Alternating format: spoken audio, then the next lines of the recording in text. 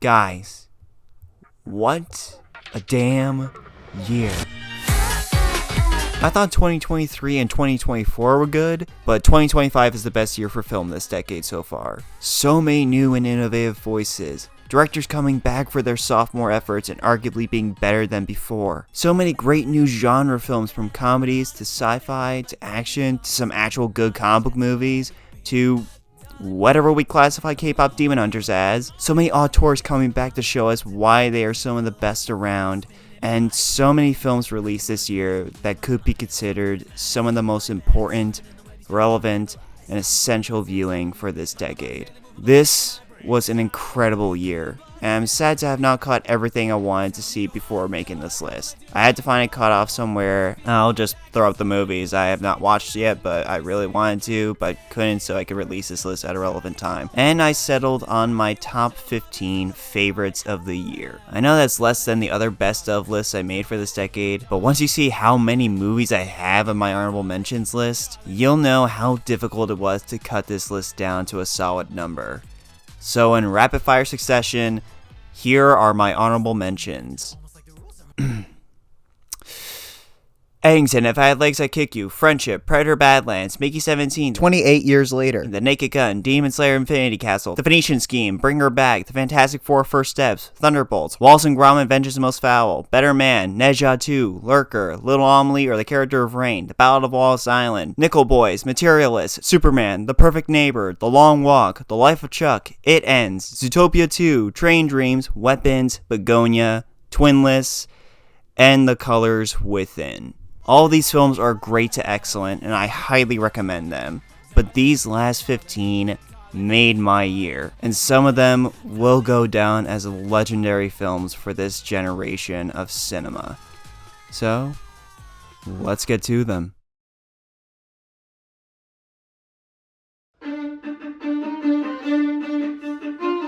Yeah, I simply don't care. I love this movie, and your judgmental eyes do nothing to me. I'm not even that big into K-pop. My knowledge is Blackpink, a few songs from BTS, and that's about it. So to see a film utilize that style of music, but in a musical format that is also one of the best action movies of the year, along with being one of the most creatively animated movies I've seen in a while, it just hit me like a goddamn truck. The animation's incredible, the characters are so much fun to be around, the action goes so hard, and the songs, I mean, what can I say about them other than it's one of the best soundtracks to a film in the last decade. All of them slap in their own way, from the brutally catchy opener with How It's Done, to the iconic 1-2 punch of Golden and Soda Pop, to one of my all-time favorite villain songs, In Your Idol. Yes, unfortunately I'm a Soulja Boy stan, you can kill me later. It's just banger after banger. They ultimately carried this film in a way the story doesn't. It's a decent story of how one can reshape themselves from their past and how different people can still love each other, but I just found it a bit too tropey and underdeveloped in places. Like Celine's backstory, or how Rumi steals a lot of the spotlight away from Mira and Zoe to develop as characters. They're still a lot of fun, and my favorite between the three of them flip-flops every day. Right now I'm thinking I'm a Zoe stan, and Ryami has not helped me feel any differently at all.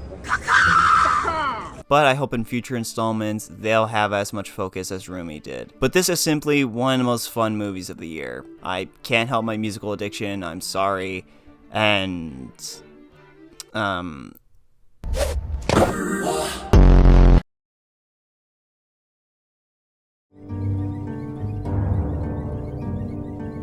this is just simply one of the most interesting movies of the year. Years after being tortured by the Iranian government, a man believes he has captured his torturer. But after having some doubts about who he is, he recruits other people who have also experienced similar trauma to officially figure out his identity and what to do with him if he is that same man they suspect him to be. It's one of those movies that leaves you with such a cold feeling in the pit of your stomach, knowing how badly these people want to exact their own form of justice. Seeing how these characters interact with their own ideals on what to do in this scenario was extremely engaging. The dialogue is very layered and compelling. The performances all around are fantastic. I'm not sure why some of them aren't in consideration more for the Oscars, especially for the new casting category. Really, not even on the short list. And the direction is absolutely breathtaking. Even more so knowing that the director of this film, Jafar Panahi, had to shoot this in this way because he could face jail time for a second time for making another movie that critiques the Iranian government. With that knowledge,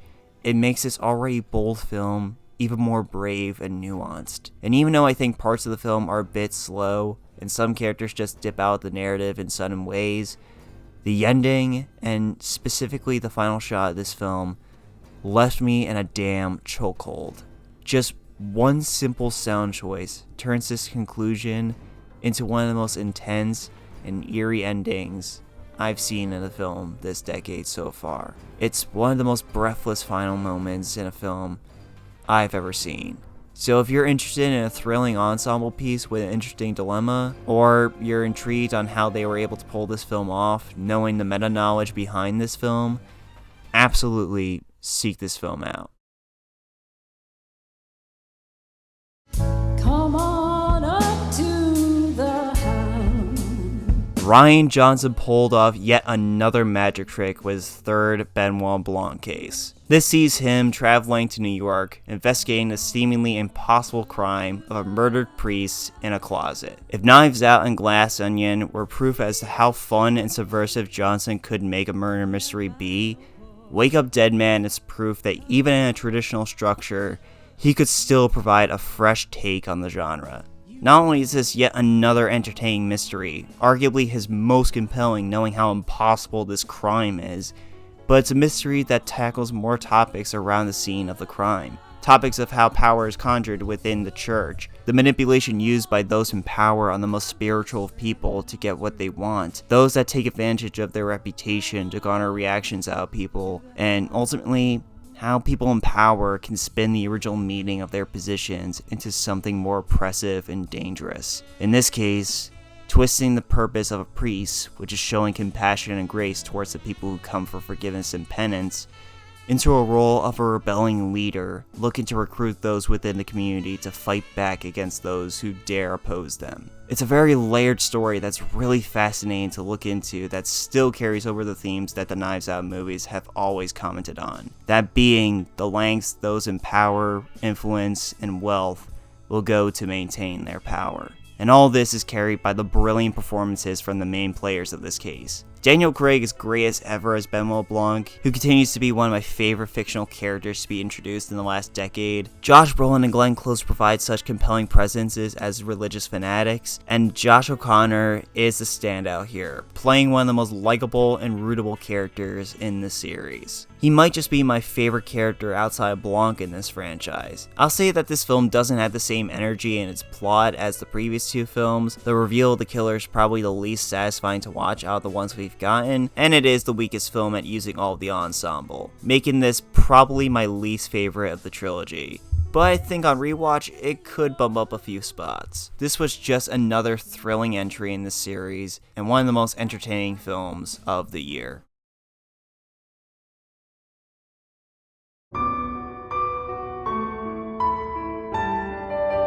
I'm shocked to say that this is my first Korean anime movie I've seen. I'm not counting Kpop Demon Hunters, that was mostly an American production. I've been a fan of Korean cinema for years now, but I've just simply never seen an anime movie from there, until now with Lost in Starlight.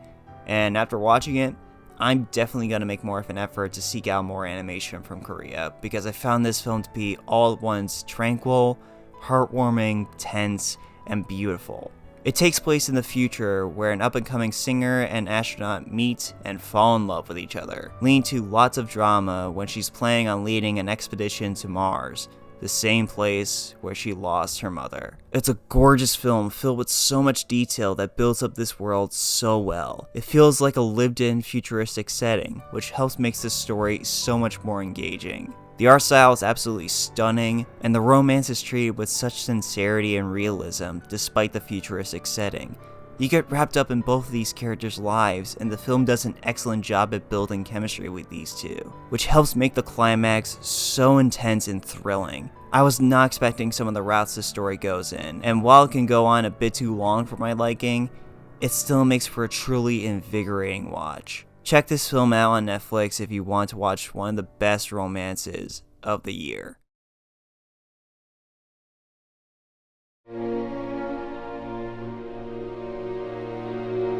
God damn, the amount of joy I felt when this film beat out Melee Perez for Best Foreign Language Feature at the Oscars this year was truly insane. Brazil had a great year with this and The Secret Agent, but this film in particular just hit me, dude. I've already talked about it in my Best Picture nominees ranking for this year, so you could hear what I thought more in that, but I just thought this was one of the year's most compelling biographical stories, along with having a truly mesmerizing performance for Fernanda Torres. If it was a bit longer and it fleshed out more aspects regarding the family, it would have been higher, but it's still an amazing and important film. It's excellent, and if you haven't watched it already, I highly recommend it.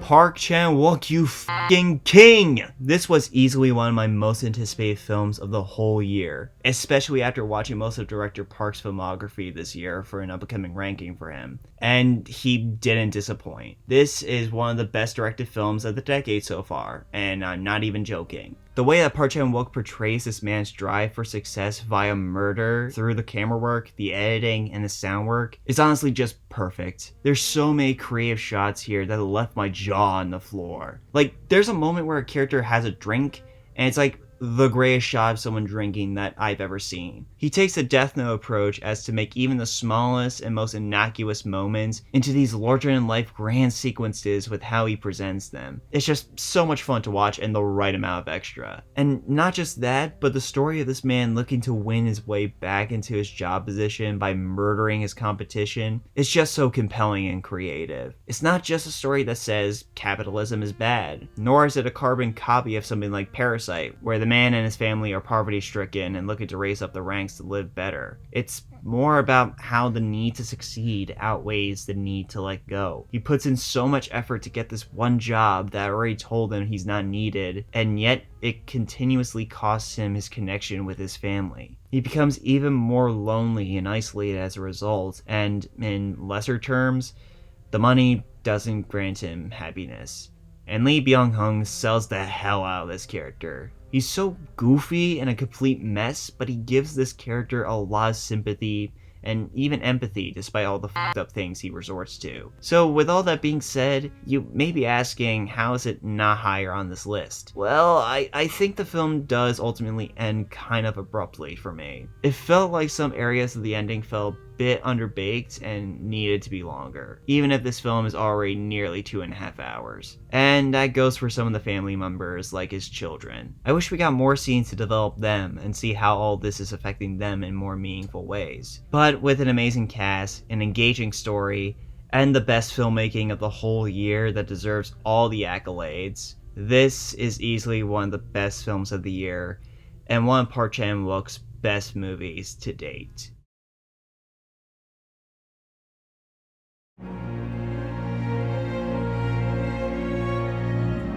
In the realm of narrative feature films that came out this year, no other film hit me on such an emotional level quite like Hamnet did.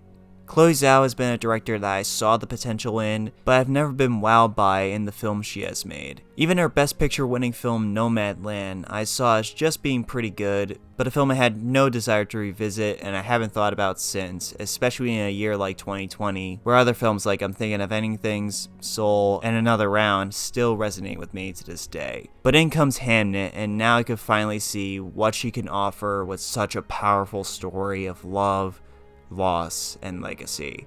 From the beginning of Anya's and Will's love story, to the tragedies that befell them both, to the release of one of the world's most influential tales, Zhao masters the idea of humanizing an icon and finding the beauty amidst the heartache. Along with presenting such powerful images and searing drama, she also presents us with some of the year's greatest performances. I have adored Jessie Buckley since watching her in the aforementioned I'm Thinking of Ending Things, and seeing her act out such a demanding but also deeply human role in such a mesmerizing way was one of the year's best rewards. Paul Mescal perfectly performing an equally demanding role with William Shakespeare was also such a delight to see. The scenes with them in the final act have not yet left my mind since viewing this film.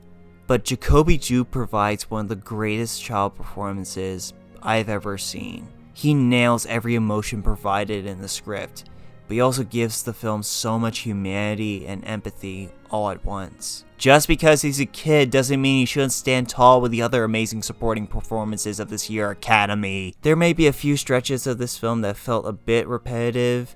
It takes a bit of time to know what the film is trying to go for, but once you hit that masterpiece of an ending, it all just feels worth it. Max Richter, you goddamn madman. This film finally proved to me why Zhao is such a beloved filmmaker, and this is further proof on why film is so enchanting.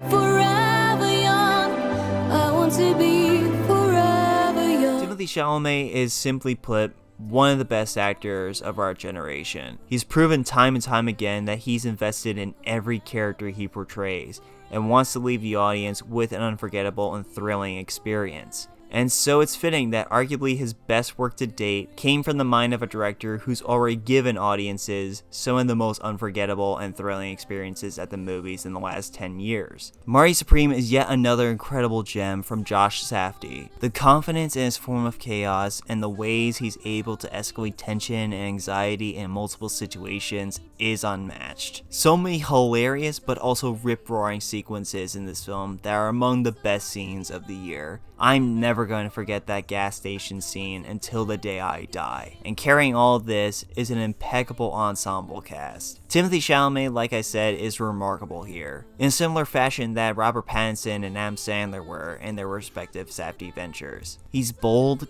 cocky, a massive prick, but also still very compelling, and most of all, driven. His drive to become the best at what he does sort of rubs off on you, even though how he gets there is in many ways fucked up. His back and forth with Tyler the Creator was super fun in their brief scenes together, and easily to stand out alongside him is Odessa Azion. I had no knowledge of her prior to this film, but hot damn am I so excited to see where her career goes from here. She is a remarkable find here with her own personal drive in life that conflicts with Marty. It's super compelling to watch as she remains loyal, even when logic tells her to leave this weak ass man. A real Bonnie and Clyde, Joker and Harley Quinn pairing here, and it's super engaging to watch. I will say that while I thought Gwyneth Paltrow was good in her role, I found her story to be the least compelling to follow. It felt a bit too underbaked for me to feel any real emotion towards. But that said, some of the scenes that it does lead towards had me holding my breath in awe. There's so much commitment here to its own story that you can't help but give the people behind it a lot of respect for pulling it off. It may not be my favorite Safdie venture, that honor still goes to Good Time, but it is still an amazing feature that proves that maybe Timothée Chalamet really is one of the greats.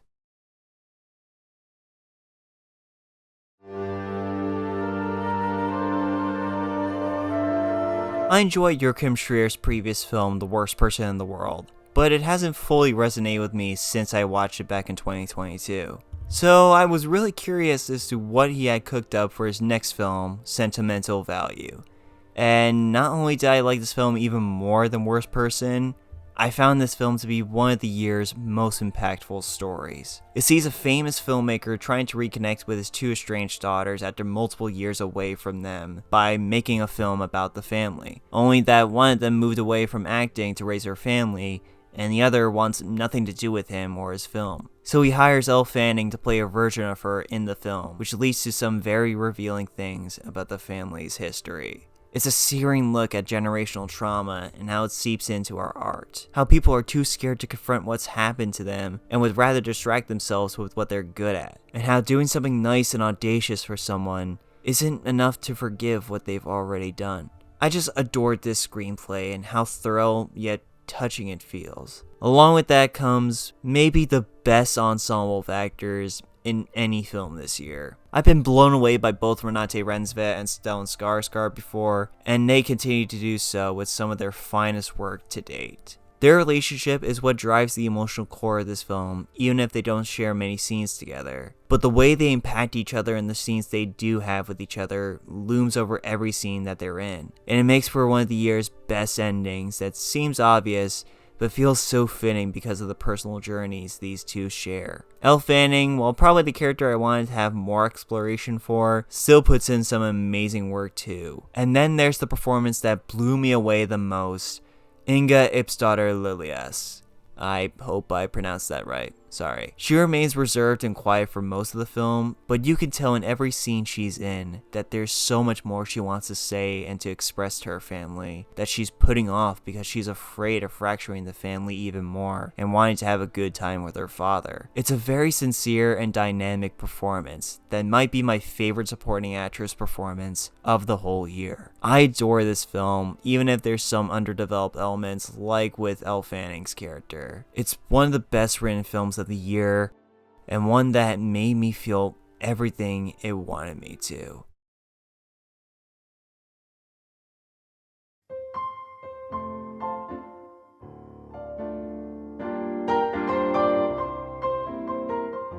Yep, Paddy Wagon the Theater Kid is back, baby! I acknowledge that Oklahoma exists, and that's all I'll say on that. But what lured me to this film, besides just it being about theater, was Ethan Hawke.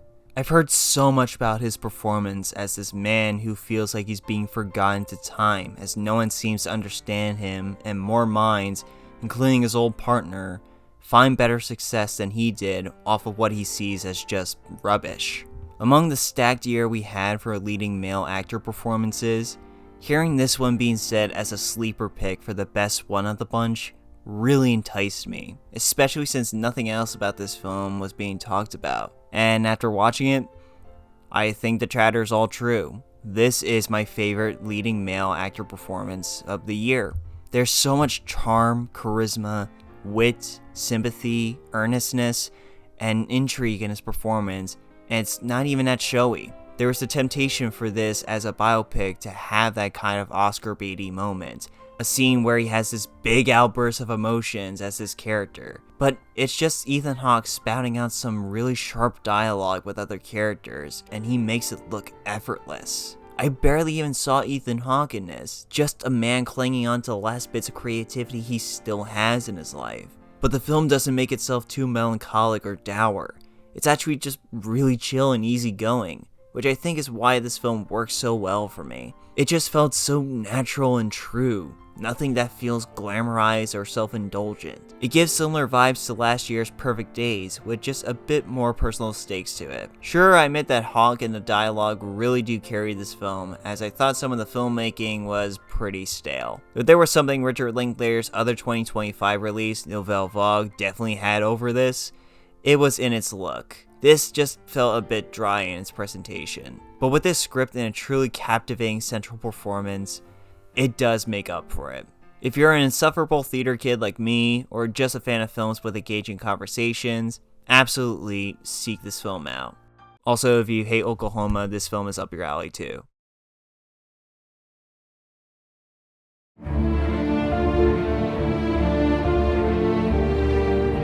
This was probably the surest bet I had for a movie coming out this year that would make it onto this list. I mean, come on, it's Guillermo del Toro making his version of Frankenstein, the most iconic gothic horror story ever made. There's no way that I wasn't going to at least like this movie. I'm sure I would have loved this film simply watching it at home on Netflix, but watching it in a theater with these grand visuals and this incredible score made me fall in love with it even more. There's a vibe to this film that's both magical and melancholic at the same time. Seeing this monster learn about how the world works and more importantly how humans work, both the good and especially the bad, is engaging, moving, and heartbreaking at the same time. The way Frankenstein loses his mind to his dream and how his past shaped him into an honestly terrifying individual is thrilling. And of course, Del Toro's obsession with the idea of who's the real monster is the most pronounced in this film. It may not go as deep as the book does, which is a little disappointing,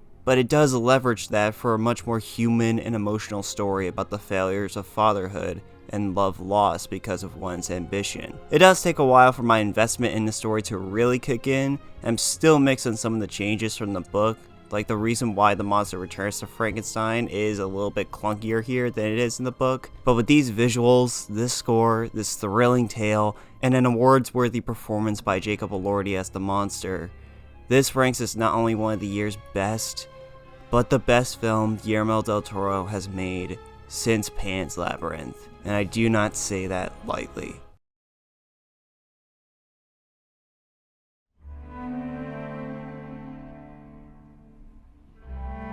This is the most devastating film I've watched all year. It's a documentary chronicling the devastation taking place in a small Palestinian village of Masferiata by IDF soldiers, all captured by a Palestinian activist named Basil and an Israeli journalist named Yaval. The footage in this film is nothing short of infuriating and heartbreaking. Homes, institutions, schools, and families are torn apart by occupying Israeli groups, and it opens your eyes even more to the genocide that is and has been happening in Palestine. But even though this documentary engages in these truly horrific moments of violence and heartache, it still gives off this small feeling of hope when looking at the alliance built by Basil and Yaval. That these two can help inspire change by getting this footage out and opening people's eyes to the atrocities being committed every single day by Israel. But they also learn more and more about each other, and even though they admit they come from vastly different levels of privilege, they recognize what should be the obvious fact that one race of people should not be oppressed or wiped off the face of the earth, and that their land should not be taken over by another. Words don't do nearly as much justice as what the film itself shows. Now that the film has become more widely accessible and finally received distribution in places like the US, now's your chance to watch what is one of the most powerful and essential films of the decade so far. In short, Free Palestine.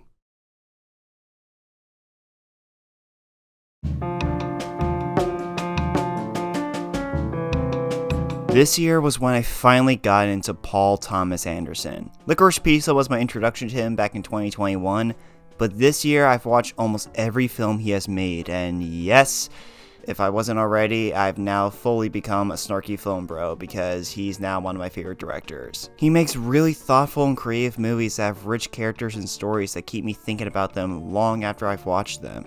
But that spark would not have been there if I also didn't watch his most recent film, One Battle After Another.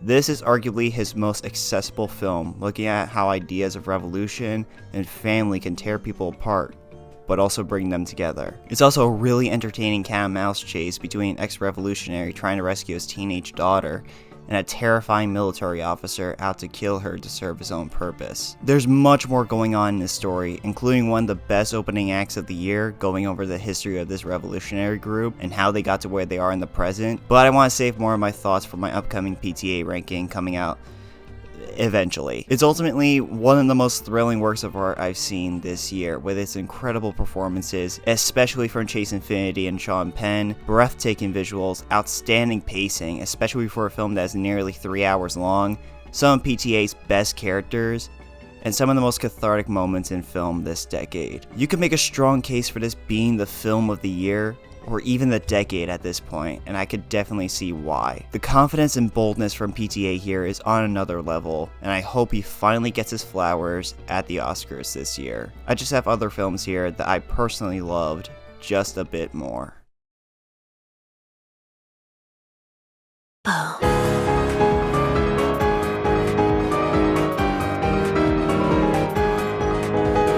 Yes, this is real. The Chainsaw Man movie is this high on my list, and you know what? I don't give a flying flowery what you have to say about that. It's just that incredible. I really loved the first season of Chainsaw Man when it came out 4 years ago. Jesus fucking Christ, I'm a relic. But when it was over, I didn't fully understand why people called this series the masterpiece that it was, just based on the first season. There was something missing there that didn't fully turn me into a full-fledged fan of the series.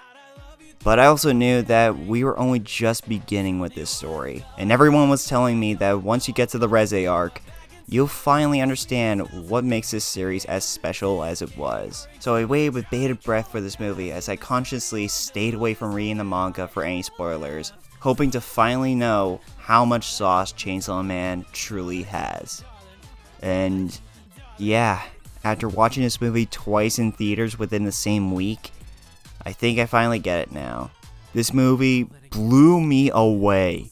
The animation was popping off on every single level, its art direction and cinematography both pays homage to classic cinema and gives this film an identity of its own, and the action was absolutely insane, making the third act of this film one of the best of the year. But it was the story and characters that fully made this movie for me. Denji turned from a character that I felt a little bit cold about to one of the most tragic anime protagonists in recent memory. His desperation for any kind of kinship with someone, only for him to be manipulated time and time again, allows for some of the saddest moments in film all year. The love story between him and Reze was believable, beautiful, but also heartbreaking, knowing where this relationship can only lead to. The dynamic duo of Denji and Beam is possibly my favorite in the series so far. They are so much fun together, just dorks being dorks, man. And the ending is just perfect, closing the story in such a devastating way. I don't care if I'm the only person in God's green earth that has this near their top spot. This movie hit me on every single level, and it's made me more of a fan of this series than I was before.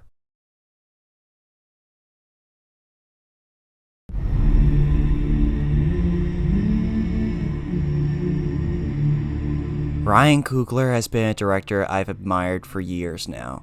Going from making a movie about a true story in Fruitvale Station at the age of 26, to making 3 movies and popular IPs with Creed and the 2 Black Panther movies, all before the age of 40, he's a director whose confidence has rubbed off on even the highest of studio heads enough to give him these massive blockbusters. But what I've been really looking forward to in Coogler's career is what he could do with an original idea.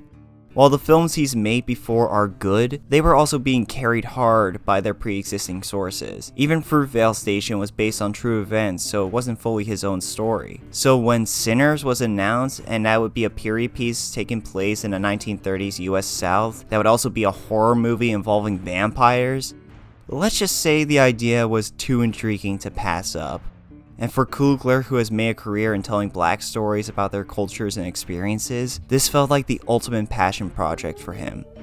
And yeah, needless to say, this was the film that made the year for me. Everything about this film just worked for me, from its brilliant filmmaking techniques that created one of the greatest shots ever that had everyone flying out their seats, arguably the shot and sequence of the entire year, to its simple yet unique take on vampires, making this my favorite vampire movie ever, to its multi-dimensional characters and performances, including one of my favorite villains of recent years, to its explorations of different cultures and the way that music from every background can bring people together in different ways. This film has so much to dissect on every single level. There's no area of this film where I don't have something to appreciate about it. It's not only one of the most multifaceted films of the year, it's also one of the most fun too. Whether it be seeing these characters come together for this juke joint, or seeing them face off against these vampires, it's always entertaining throughout and never lets up. It's one of the most fully realized visions out of any film released this year. Simply put, it's a phenomenal movie, and one of my favorites of the decade so far. It kept surprising me, entertaining me, moving me, and ultimately inspiring me. If somehow you have not watched this film yet, do yourself a favor and let this film in. As a whole, 2025 was an amazing and inspiring year for film. I got to see so many wonderful films in multiple different ways. I got to see Frankenstein at the Paris Theater before it came out on Netflix, which was a mesmerizing experience. I got to see Sinners, Hamnet, and Marty Supreme in packed theaters, making for some of the most memorable times I've had at the movies in a while. And I accomplished my goal of watching everything that got nominated for an Oscar this year, which led me to films like I'm Still Here and No Other Land, which I wouldn't have been privy to otherwise, and was genuinely one of the most fun things I did this year for film. Overall, this was a great year in the realm of cinema, and has gotten me on such a high for movies coming out in 2026. I cannot wait to watch and share my thoughts on those when they come out. Thank you for watching, and please go out to see these films. You will not regret it. Bye!